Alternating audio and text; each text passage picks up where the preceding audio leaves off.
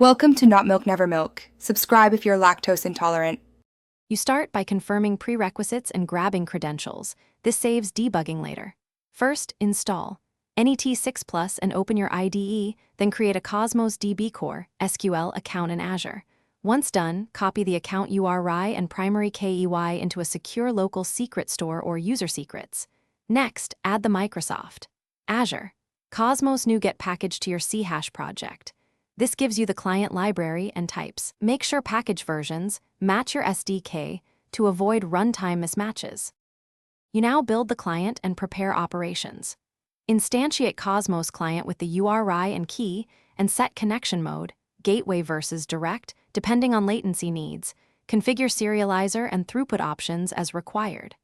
Once the client exists, call create database if not exists async and create container if not exists async to guard against missing resources. After that, implement async CRUD methods.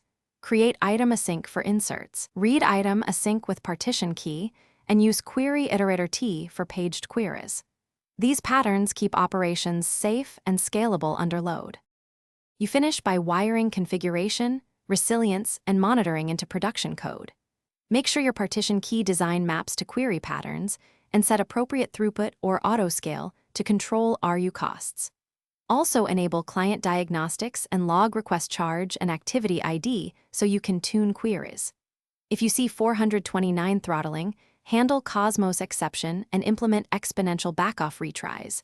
For 404, verify database and container names.